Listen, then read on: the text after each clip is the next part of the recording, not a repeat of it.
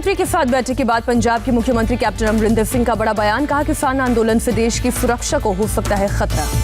Captain Amarinder Singh ने कहा, किसानों की समस्या का जल्द से जल्द हल निकालना चाहिए।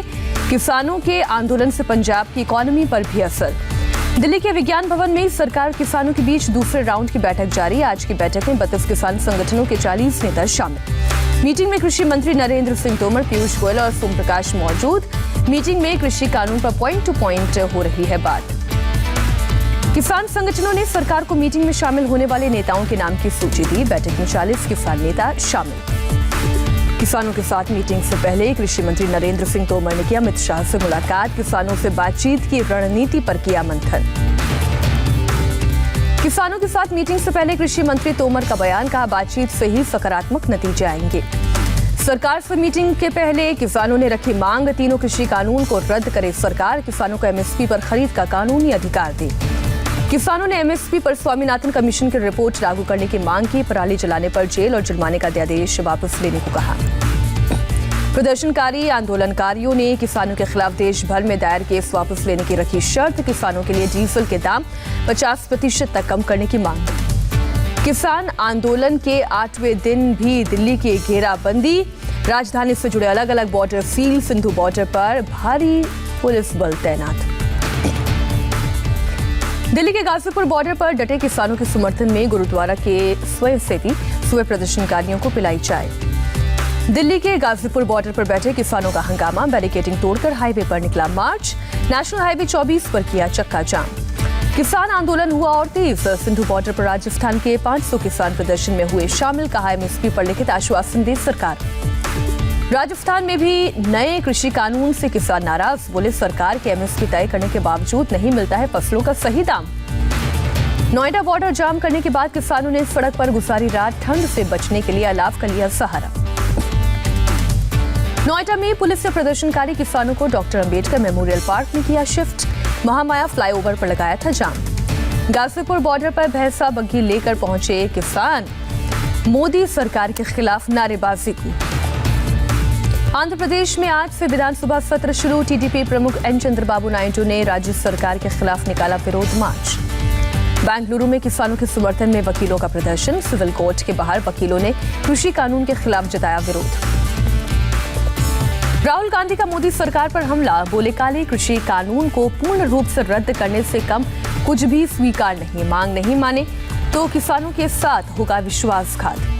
हरियाणा के कृषि मंत्री जेपी दलाल का बयान। किसान आंदोलन के पीछे चीन और पाकिस्तान का बताया हाथ। कहा, भारत को अस्थिर करना मकसद। केंद्रीय वित्त राज्य मंत्री अनुराग ठाकुर ने भी लगाया आरोप। कुछ ताकतें किसानों को कर रही है गुमराह। किसानों के समर्थन में सामने आया all India motor transport Congress. 8 दिसंबर से चक्का जाम की दी धमकी। किसानों पर मेहरबान शिवराज सरकार। 5 लाख किसानों के खाते में ट्रांसफर किए गए 2-2 हजार। कुल 100 करोड़ रुपए किसानों के खाते में ट्रांसफर। टीएमसी के बागी शुभेंदु अधिकारी को लेकर सस्पेंस जारी। शुभेंदु के करीबियों के मुताबिक सुलह की खबर गलत। एक दिन पहले टीएमसी नेताओं ने शुभेंदु से की थी मुलाकात। टीएमसी सांसद सौगत राय ने कहा, अगर शुभेंदु ने अपना मूड बदला तो हमें नहीं पता। यूपी विधान परिषद की खंड स्नातक और खंड शिक्षक क्षेत्र से 11 सीटों के लिए मतगणना जारी। बीजेपी समाजवादी पार्टी में है टक्कर। यूपी में एमएसएमई सेक्टर के लिए योगी सरकार ने उठाया बड़ा कदम। बांटे 10,390 करोड़ रुपए के लोन।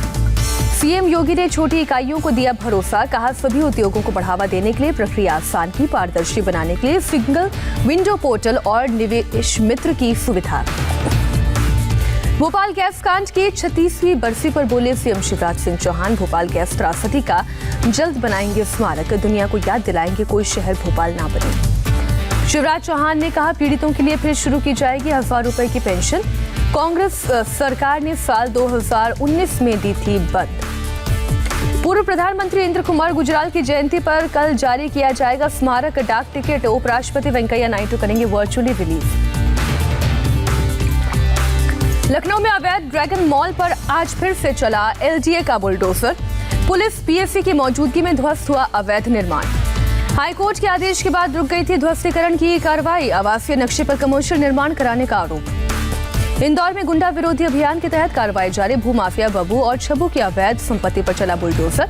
नगर निगम से बिना नक्शा पास कराए बनवाए थे बंगले। केरल में तूफान बुरेवी से निपटने की तैयारी। मौसम विभाग ने आज से कई जिलों में भारी बारिश की जारी की चेतावनी। कल टकराएगा तूफान बुरेवी के मद्देनजर पीएम मोदी ने केरल के सीएम विजयन से की बात, हर संभव मदद का दिया भरोसा।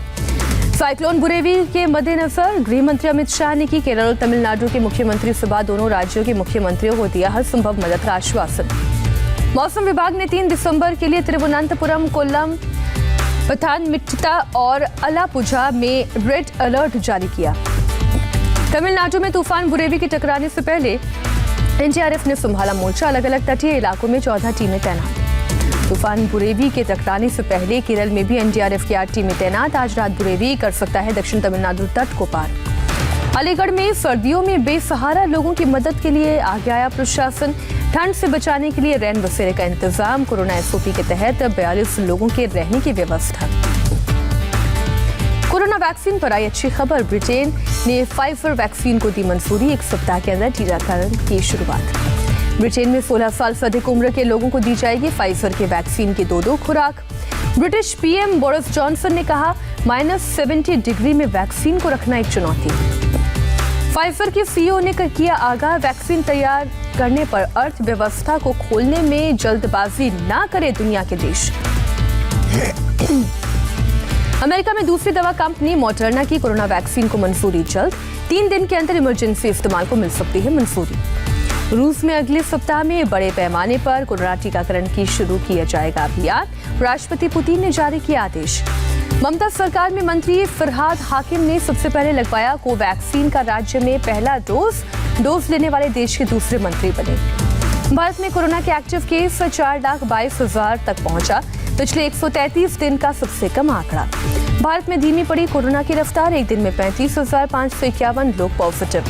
देश भर में 24 घंटे में कोरोना से 526 लोगों की गई जान। अब तक 1,38,657 लोगों ने कोरोना से गंवाई जान।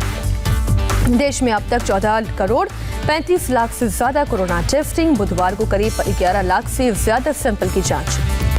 दिल्ली में कोरोना संक्रमण केस में आई कमी, एक दिन में 3,944 लोग संक्रमित, 82 ने दम तोड़ा।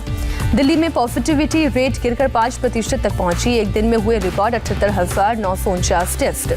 दिल्ली के स्वास्थ्य मंत्री का दावा, आने वाले दिनों में कोरोना की रफ्तार 5% से कम होने की उम्मीद। अस्पतालों में आईसीयू के 1600 बेड खाली। महाराष्ट्र में कोरोना के 5,600 नए केस, 111 मरीजों की मौत। बीएमसी की महिला कर्मचारी को मास्क लगाने का आग्रह करना पड़ा भारी। 3 महिलाओं ने पहले पीटा, फिर पेपर ब्लॉक से सिर फोड़ दिया। आरोपियों के खिलाफ केस दर्ज। यूपी में एक दिन में कोरोना से 1,799 केस, 29 लोगों की मौत। अमृतसर में नाइट कर्फ्यू का सख्ती से पालन, पुलिस वाले गाड़ियों की चेकिंग करते नजर आए।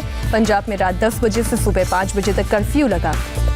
कर्नाटक में कोरोना की दूसरी लहर जनवरी-फरवरी में आने की आशंका। एडवाइजरी कमेटी ने हर दिन 1,25,000 टेस्ट करने की सलाह दी।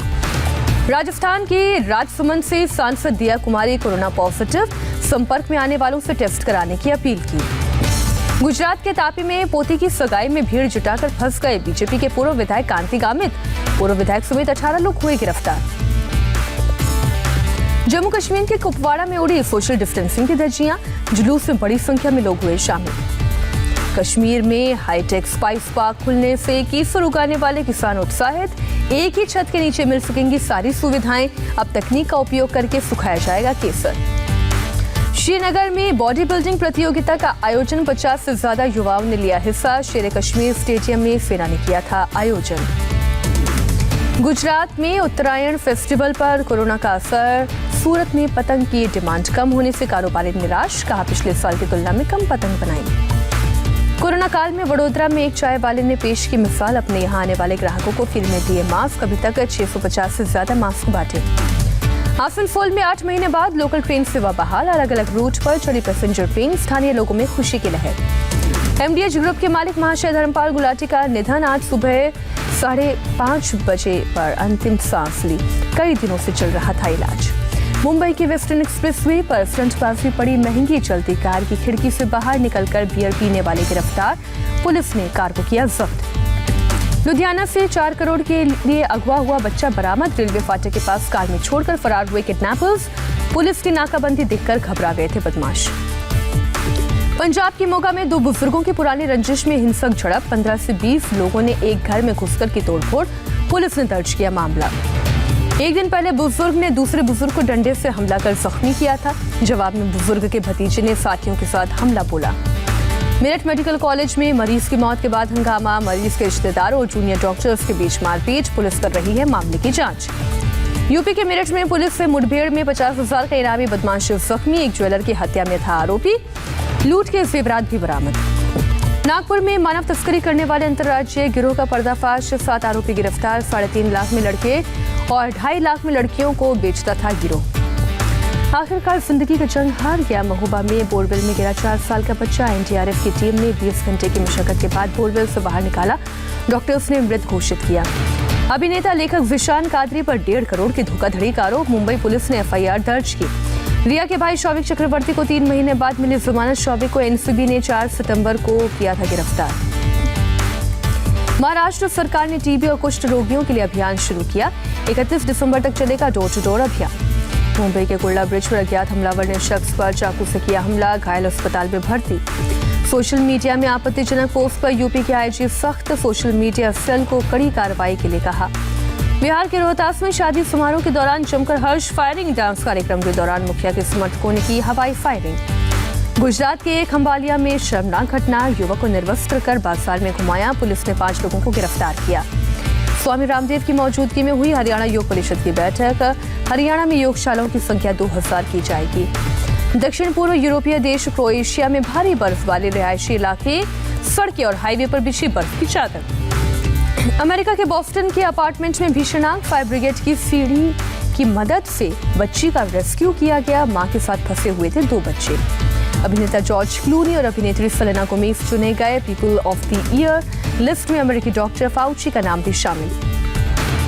इजराइल में 2 साल में चौथी बार होंगे चुनाव, संसद भंग करने का विपक्ष के प्रस्ताव पर सांसदों ने लगाई मुहर। पाकिस्तान के पूर्व प्रधानमंत्री मीर जफरुल्लाह जमाली का रावलपिंडी के अस्पताल में निधन। 2002 से 2004 तक रहे पाकिस्तान के पीएम। अमेरिका में रहने वाले भारतीयों को बड़ी राहत, अमेरिकी अदालत ने H-1B वीजा को लेकर ट्रंप सरकार के 2 प्रस्तावों को रोका। पीओके में पाकिस्तान की एक और चाल, चाइनीज कंपनी के साथ तैयार होगा करीब $1.5 बिलियन का हाइड्रो पावर प्रोजेक्ट। ऑस्ट्रेलिया के क्वींसलैंड में जंगलों में लगी आग बुझाने की कोशिश जारी, अब तक 80,000 हेक्टेयर जलकर खाक। टीम इंडिया के कप्तान विराट कोहली ने वनडे में सबसे तेजी से 12,000 रन बनाने का बनाया रिकॉर्ड, सचिन को पीछे छोड़ा। टीम इंडिया ने तीसरा वनडे जीतकर ऑस्ट्रेलिया को क्लीन स्वीप से रोका। हार्दिक पांड्या के 92 रन की पारी की मदद से भारत ने बनाए 5 विकेट पर 302 रन। ऑस्ट्रेलिया के बल्लेबाज मैक्सवेल ने स्विच हीटिंग का किया बचाव, कहा शॉट कानून के दायरे में। यान चैपल ने बैन लगाने की मांग की थी। बार्सिलोना के स्टार मेसी पर लगा 600 यूरो का जुर्माना, गोल करने के बाद जर्सी उतारकर मैराडोना का दी श्रद्धांजलि।